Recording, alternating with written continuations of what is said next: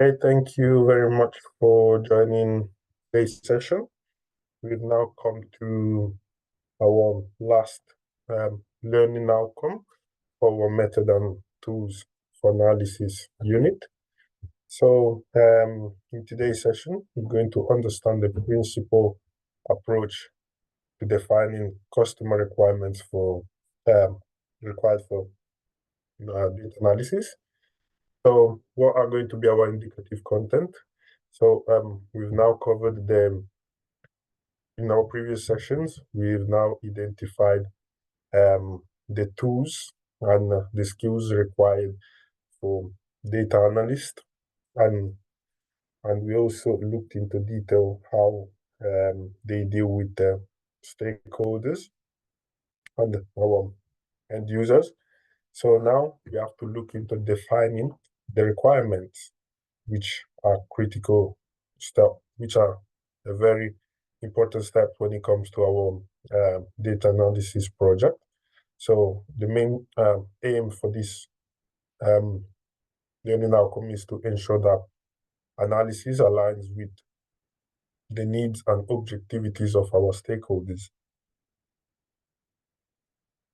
As we explained in our previous tutorial, we were able to identify the objectivities that we require to meet when dealing with our stakeholders. And as we can see from the description of stakeholders interviews, we're now going to conducting interviews with key stakeholders to gather detailed information about the needs, expectation, and objectivities. As you can see, once we've now gathered this information, we need to have a very effective approach where we have to be able to prepare questions, such as developing a set of questions to cover.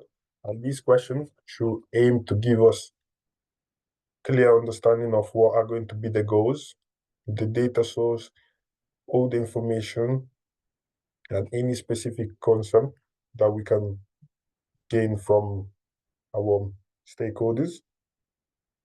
Then we have to have the ability to conduct interviews where we're now engaging, we're now building the relationship with our stakeholders. We could now have one-to-one or group interviews to capture as much information as we can in order for us to have insights for our requirement. And once this is now completed, we now have to document our finding. We have to be able to record the discussion and document the key requirements. What are going to be advantages of all this initial phase? This is now going to allow us for clarification on any sort of ambiguous and detailed discussion. So whenever we have uncertainty, when something is not clear, we have to have the ability to gather as much information as possible in order for us to gain as much information as possible. So, for example, interviewing the marketing manager to understand the specific metrics that we now need to track company performance, campaign performance. Also, we have to have the ability to workshop and focus group. As we said, in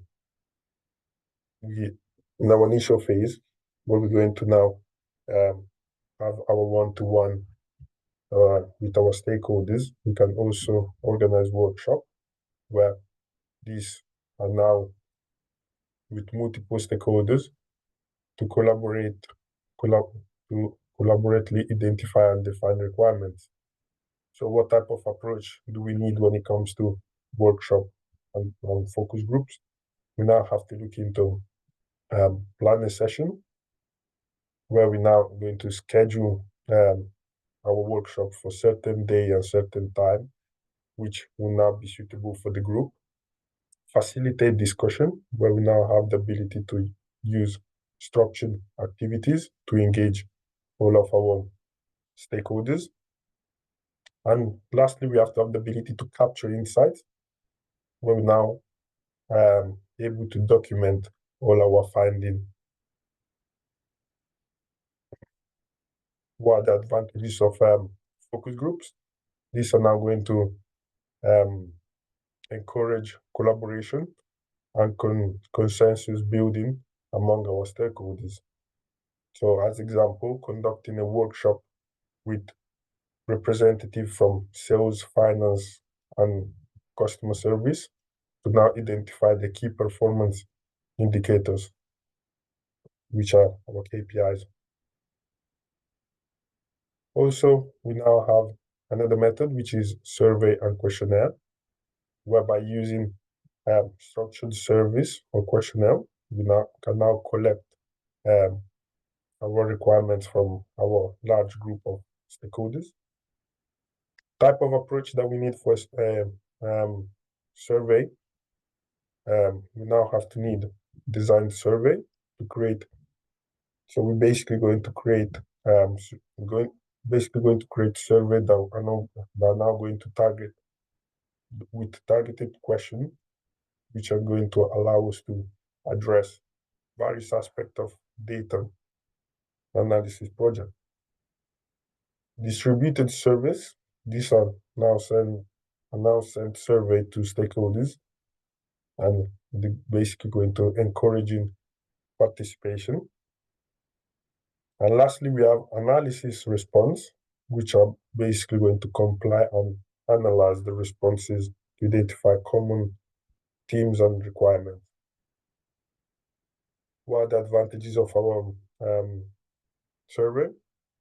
These are now a way to gather input from a large number of stakeholders. So, for example, distributing a questionnaire to employees across different departments will now allow us to gather the requirements and new internal reporting system. Also, we have documentation analysis, where by reviewing existing documents and report to contract relevant requirement and insights.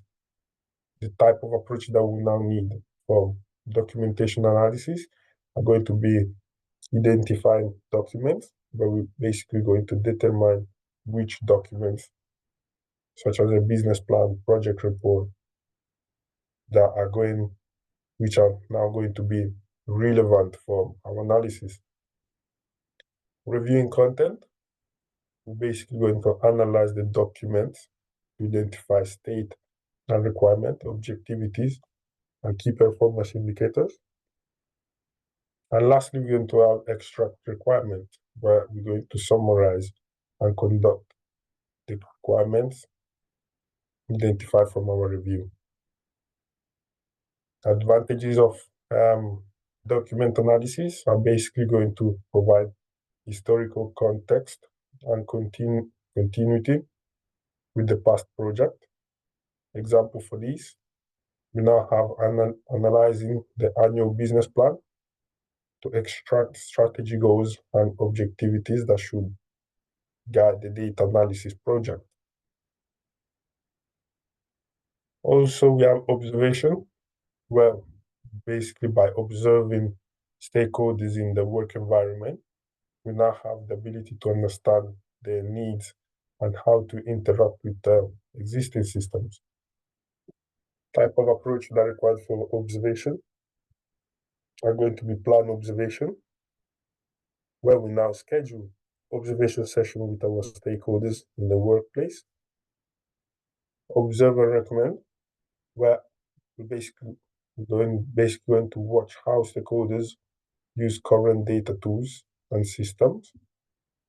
Analyzing observation, where we're going to summarize the finding and identify requirements based on observed behavior. Advantages of observation are now going to provide real-world insight into our user needs and challenges. So, example for observation are related to observing customer service representative, understand how they use CRM systems and what data they need to improve the efficiencies. So to summarize, we now know that defining our customer requirements is going to be a massive and important steps in ensuring the success of our data analysis project. Now we're going to explain the process and people involved in requirement gathering. So when it comes to requirement gathering, we need to look into documentation analysis, which we've covered, interview questionnaire, user observation, stakeholder workshop, and subject matter experts.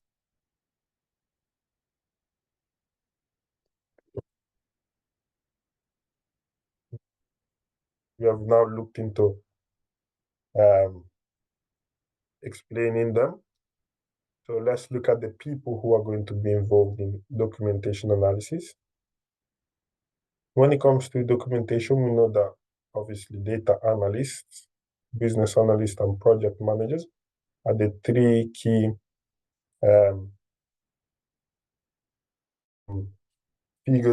people that are going to be involved when it comes to an effective documentation.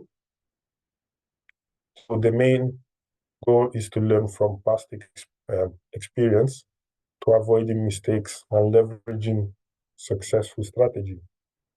So this is, we now know this is the purpose, the main purpose of data analysts, business analysts, which are always working along with project managers. When it comes to interviews and questionnaire, people that are going to be involved are going to be the stakeholders, end users, and subject matter experts. The purpose is that with this technique, we will now help in collecting in-depth information, comparing different solutions. So by analyzing our end user, we can now define our new outcome.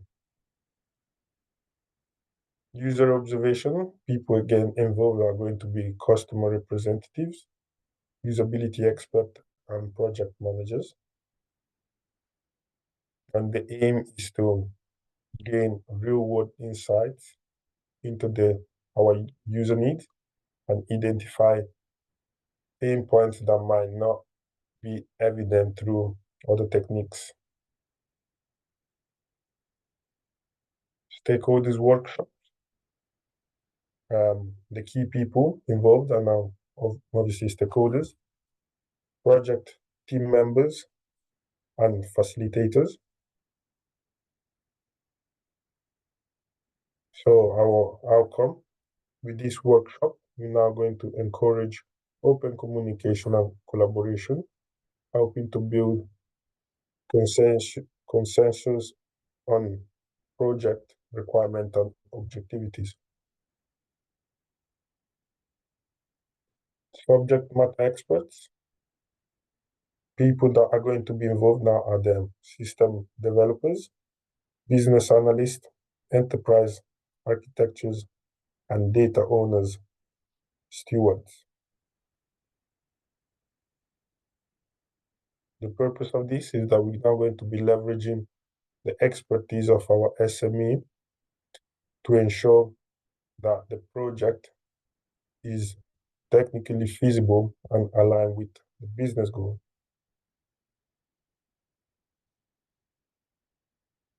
Building business process model. So we now know that this is are now going to be a visual representation on the steps, tasks, and activity which are involved in our business planning. This will now help to understand, analyze, and improve our business operation. So as the definition says, with the business process model, we're now going to create in a business process, which is going to involve mapping out the sequence of activities, decision point, input and output in a business process. This is going to now help in visualizing the workflow, identifying inefficiencies, and optimizing operations. The steps that are now going to involve are very much similar to a system development life cycle, where we're now going to identify our scope, identify our key activities, sequence the activities. So we're now going to arrange our activities, identifying decision point, map input and output. We're going to identify input required and the output generated by each activity. And lastly, we're now going to validate our model. Tools that are required for this business process are now going to be flowchart, business process model and notation, and unified modeling language. So I'm now going to look into the relationship that we can find between a business process and data entries. As we can see from the definition, business process and data entry are closely interacted. So with data entry, we're now going to represent the object or items involved in business process, while the process defines how these data entities are created, modified, and used. The main key point that we need to know are data flow, how data entry will move through our organization, data integrity, how we're going to keep, how we're going to ensure that there's no any sort of data breach and we're keeping it intact. Data usage, we're going to understanding how different processes utilize data entry to achieve business objectivities. And lastly, data ownership, where we're going to identify who is responsible for our data entry at each various stage of the process. So we do have the examples, such as order processing, where in order processing system, our data entities might include orders, customers, product, and invoice. So the process model will now show how an order is placed, processed, and fulfilled and billed. So this involves basically the whole workflow required from picking our order to delivering. Another example, we now have employee onboarding, where data entry could now include employee record, training schedule, and equipment requests. So this process model will now detail the steps from recruitment to onboarding and training. Liaising with business analysts and ensuring architects. So as the definition says, we're now going to build reliable process model, which is requires collaboration between business analysts and enterprise architect to ensure that the models align with business goals and IT architectures. So what are going to be the main roles when it comes to liaising with business analysts? We now have business analyst, enterprise architectures.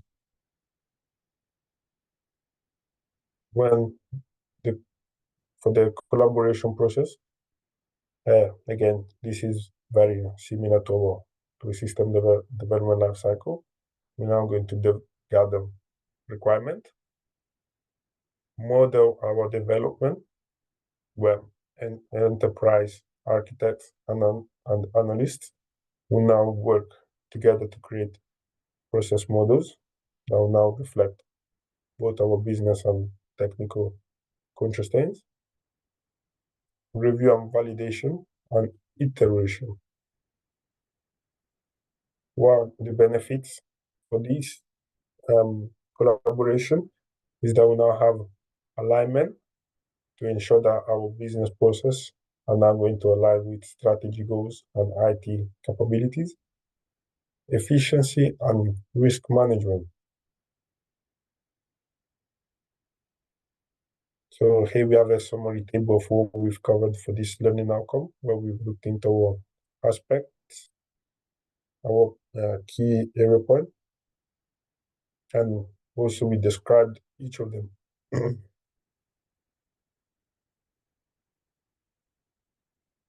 So we're now going to identify and document the requirement for a simple data analysis task. So on a day-to-day activity for data analysis, we have to have effective documentation of requirement for a data analysis task, which will now ensure that there are clarity, alignment with stakeholders, and any regulatory standards.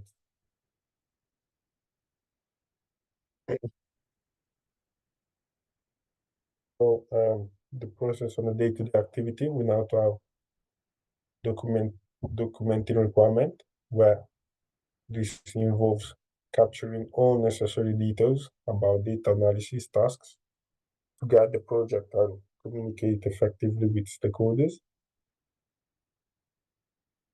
So the steps for this are going to be define the objective, identify data source, outline methodology, specify deliverables, set timelines,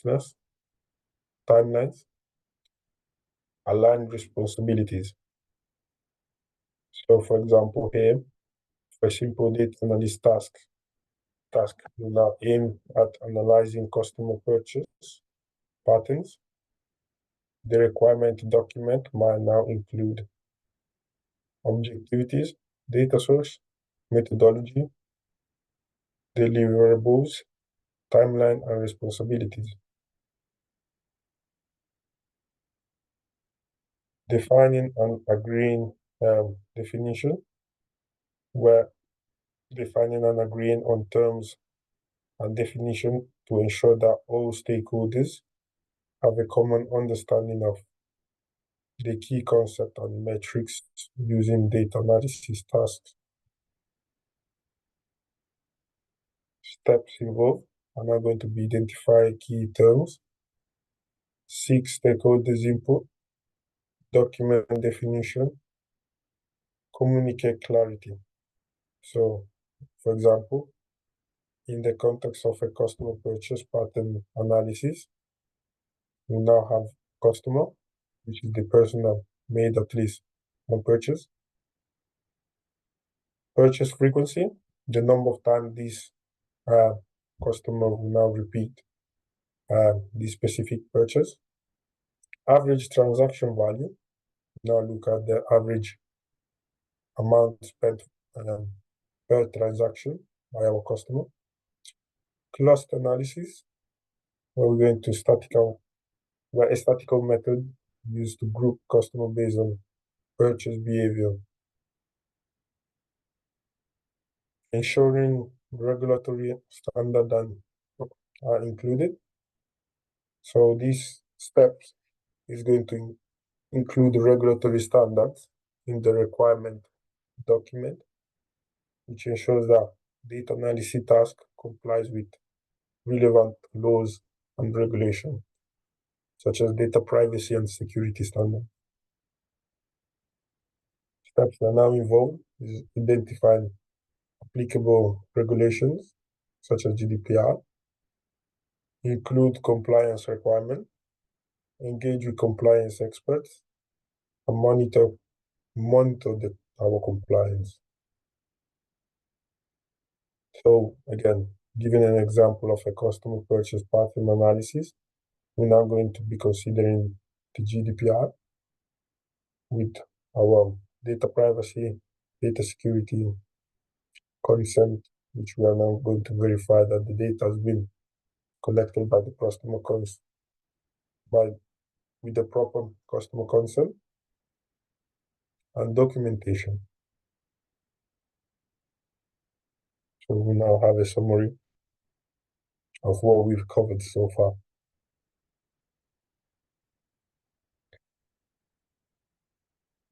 Looking at our merit activity, we're now going to compare different requirement gathering techniques. So we've introduced them earlier, and now we have to compare each of them.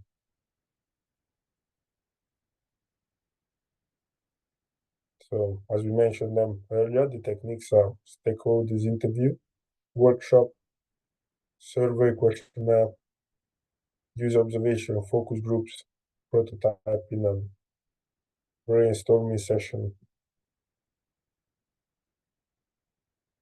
So here we have a table, which is a very nice comparison between advantages and disadvantages for each of them, and also what is the best use for these techniques.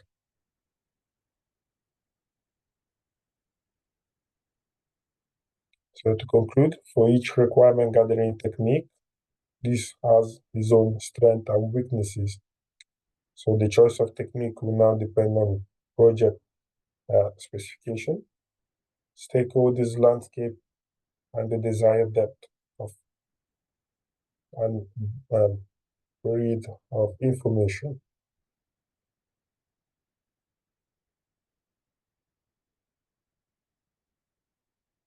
Here we now have agreement and signs off in data analysis project, where we're basically going to be ensuring a proper agreement and signs off in data analysis project, which is now going to align with expectation, security, commitment, and measuring success. Then we're now going to be ensuring also senior stakeholders are committed, where basically we have to be ensuring that our senior stakeholders are now committed to the data analysis project. Steps to executing this is that we're going to engage early, communicate early, regular update, and also have the ability to address concerns. So an example, in a retail company, engaging with CFO and COO early in the project to analyze sales performance ensures that financial and operational perspectives are considered, securing the support and necessary resources. Also, we have to be able to agree on timeline, cost, scope, and quality, which basically we have to have the ability to agree in the time, cost, scope, and quality parameters of our project, which will now allow us to set clear expectation on ensuring our project success. So we now have to look into the time, the realistic times in order for us to meet the deadlines. Look into the costs, such as the budget available for this project. Scope, clear defined scope of the project, and quality. We're going to establish quality standards and criteria for success to ensure that the deliverable meets stakeholders' expectations. So our project analysis, for project analysis, customer satisfaction, define the timeline, for example, 2-3 months. Cost could be for example, 50 grand. The scope we're now going to analyze and we're going to have analysis of survey data from past years. And quality, we're now going to look into deliverables reviewed and approved by our customer service team. Enabling subject benefit to be measured. We're basically going to now defining clear metrics and method for ensuring the benefit of data analysis project, ensure that its impact can be quantified and evaluated. The steps required, we're now going to define the benefit, set metrics, baseline data, and regular reviews. So an example, we have in the healthcare project, we're now going to aim to reduce patient readmission rates, defining metrics such as readmission rate percentage, and collecting baseline data on correct readmission rate, and setting a target reduction, for example, 10% decrease. So here's a summary table of what we've covered so far. With our distinction task, we're now going to analyze the difference for requirement gathering in iterative, agile, and versus waterfall project.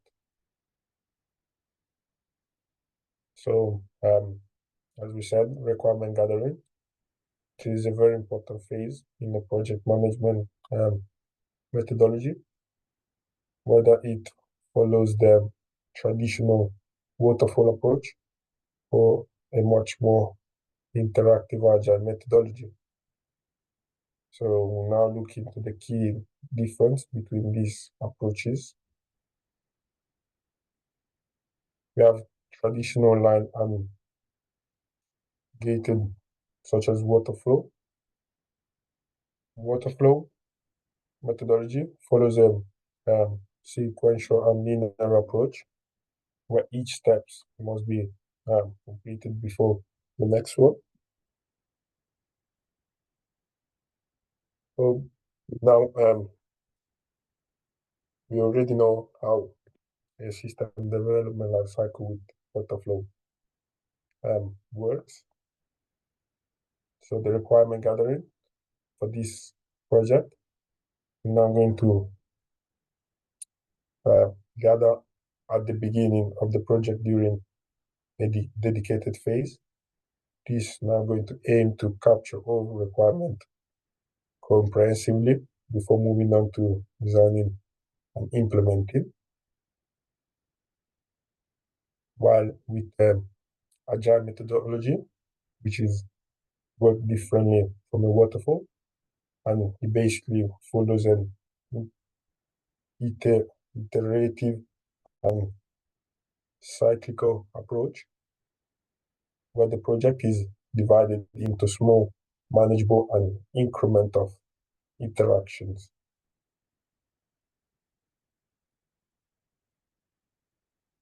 So complete sign-off and sufficient for next phase, where the nature of this is that waterfall project will now require a complete and detailed set of requirements to be signed off before proceeding to the next phase.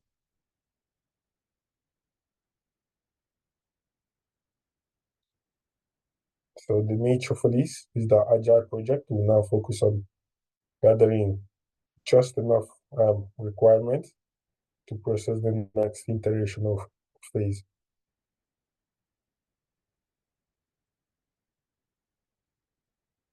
When looking into the process, we now know that waterfall project will now be changing requirement after the initial sign-off. Typically, now going to require a formal change control process. What are going to be the impact is that changes can be difficult to accommodate, and often they will now lead to scope creep, delays, and increased costs. When it comes to agile, the process of agile project will now embrace change and expect requirements to evolve. The impact is that the agile methodology it is now designed to handle changes effectively with a flexible planning and iterative life cycle, allowing for continuous adjustment and improvement. So we now have a summary of our aspects, and we can now look into waterfall, traditional, linear, and gated, compared to our agile, which is a iterative and cyclical methodology. So to conclude, the approach to requirement gathering in a waterfall and an agile project are significantly different, where waterfall relies on a complete and detailed set of requirements at the start, with a formal change control process to handle any sort of alteration. While in contrast, agile will now gather requirement iteratively, allowing for a just-in-time definition that can adapt to new insight and stakeholders' feedback through the project lifecycle. So this was everything for today's session. Is there any question? Thanks, Victor. No, that was all really clear. All stuff I do in my sort of day-to-day work. So yeah, a lot of stuff I'll be able to draw upon there to sort of answer the questions and do all of that. So yeah, that was good. Thank you. Okay. So if there's no any other question, we can now join our assignment discussion link. I will now end the session and see that. And we just have like 5 minute break. Brilliant. Okay. See you in the other meeting in 5 minutes' time. Okay. Cheers, Victor. Bye.